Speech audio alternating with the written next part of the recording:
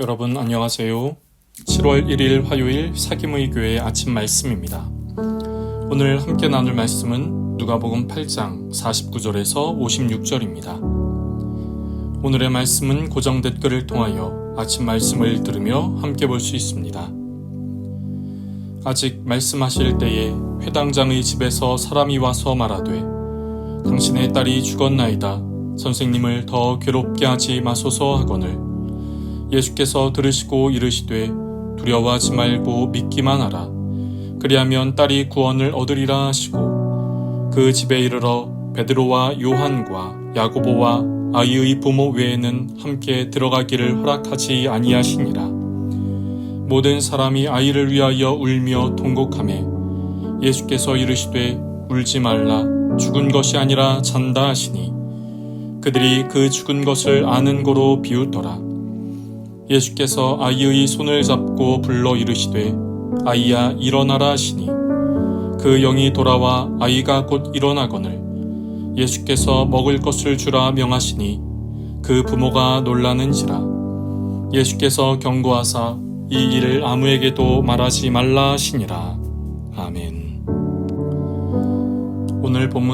오늘 본문 이전의 말씀과 약간의 연결이 있습니다. 오늘 본문 이전의 말씀은 예수님이 12해 동안 혈루증을 앓던 여인을 고치시고 구원을 선포하신 것입니다. 그런데 이 여인을 만나시기 전에 예수님은 회당장 야이로의 요청으로 그의 집으로 가고 계셨지요. 자신의 딸이 죽어가고 있었기에 야이로는 예수님에게 고쳐달라고 한 것입니다. 그런데 예수님 앞에 나온 야이로의 모습을 성경은 이렇게 말씀합니다. 누가복음 8장 41절입니다. 이에 회당장인 야이로라 하는 사람이 와서 예수의 발 아래에 엎드려 자기 집에 오시기를 간구하니. 야이로는 예수님의 발 아래에 엎드렸습니다.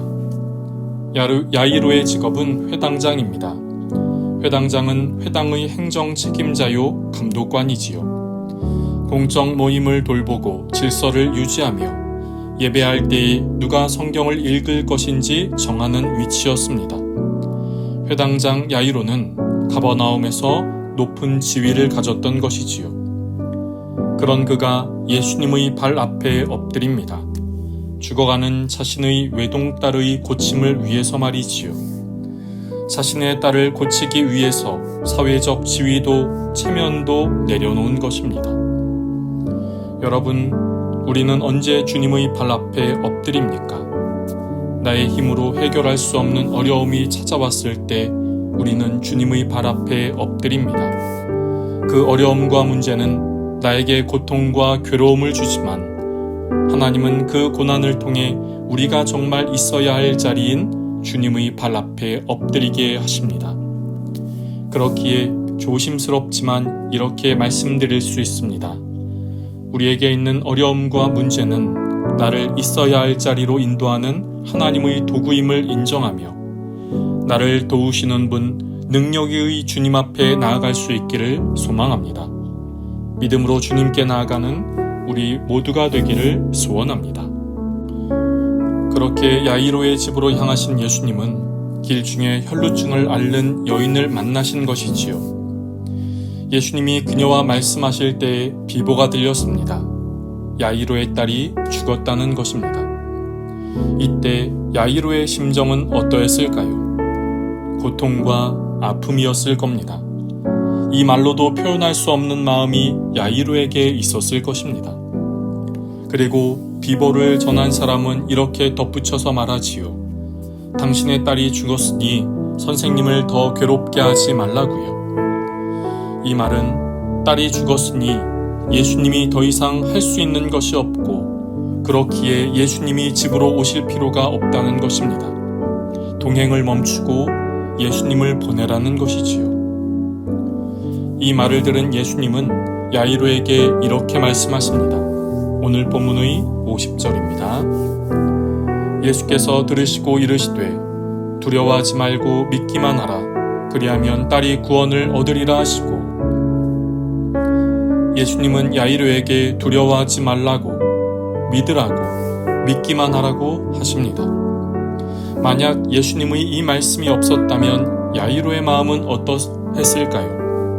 이 말씀이 없었어도 야이로가 예수님과 동행했을까요? 그 길을 계속 가서 예수님을 자신의 집으로 모셨을까요? 예수님, 죄송합니다. 이제 끝났습니다. 제 집에 오실 이유가 사라졌습니다. 이제 갈 길을 가셔도 됩니다. 라고 하지 않았을까요?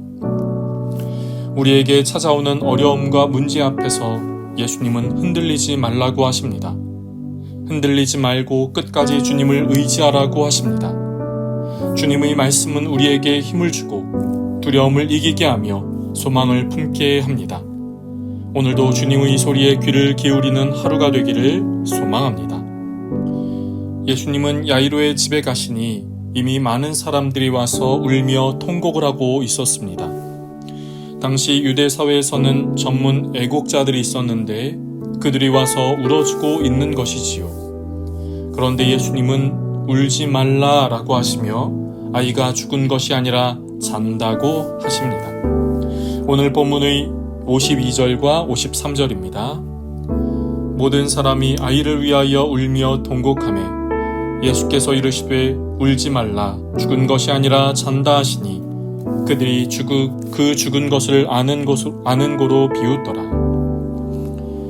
그러자 예수님은 아이의 손을 잡고 일어나라고 말씀하십니다. 그때 놀라운 일이 일어났습니다. 오늘 본문의 55절입니다.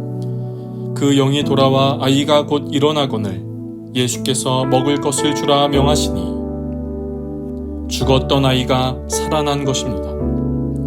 아이가 잔다는 예수님의 말씀에 사람들은 비웃습니다. 그들은 예수님이 아이의 죽음에 대한 소식을 듣지 못했거나 혹은 자는 것과 죽은 것도 구별하지 못하는 자라고 생각했을 것입니다. 그러나 예수님은 사람들의 생각을 넘어서셨습니다. 그들의 이성적 판단과 경험을 뛰어넘으셨습니다. 예수님이 죽음에서 생명으로, 절망에서 소망으로, 두려움에서 기쁨으로 인도하시는 능력의 주님이신 것을 이 아이를 통하여 사람들에게 보여주신 것이지요. 여러분, 오늘 말씀을 보면서 고난의 문제는 힘들고 고통스럽지만 그 일을 통해 주님의 앞에 나아가게 하시는 하나님의 마음이 있음을 기억하기를 소망합니다. 그 문제 앞에 흔들리지 않고 주님의 소리에 귀를 기울이기를 소망합니다. 그리고 사람들의 판단과 경험이 아닌 우리 주님은 모든 것을 뛰어넘는 능력의 주님이심을 기억하는 오늘 하루가 되기를 소망합니다. 기도하겠습니다. 하나님, 오늘도 우리에게 귀한 하루를 시작하게 하시니 감사합니다. 오늘 회당장 야이로의 딸을 고치신 사건을 봅니다. 이 사건을 통해 우리에게 깨닫게 하시는 말씀이 있다면 그 말씀을 붙들고 살아가는 오늘 하루가 되게 하여 주옵소서. 고난의 때에 주님에게 나아가게 하여 주시고 흔들릴 때 주님의 소리에 귀를 기울이게 하시며 모든 이름보다 뛰어나신 주님을 의지하는 우리의 믿음의 길이 되게 하여 주옵소서. 오늘 하루의 삶 속에서 분주하고 바쁘기보다 잠시 눈을 감고 주님을 생각할 수 있게 하여 주옵소서. 나를 향하신 주님의 뜻을 생각하게 하시고 나의 힘과 내가 가진 것으로 살아가기보다 주님이 주시는 힘과 능력과 지혜로 승리하는 오늘의 삶이 되게 하여 주옵소서. 오늘 하루의 삶에서도 주님과 함께하기를 소망합니다. 감사하며 예수님의 이름으로 기도드립니다. 아멘. 여러분, 오늘도 주님 안에서 승리하는 날 되시기를 주님의 이름으로 축복합니다.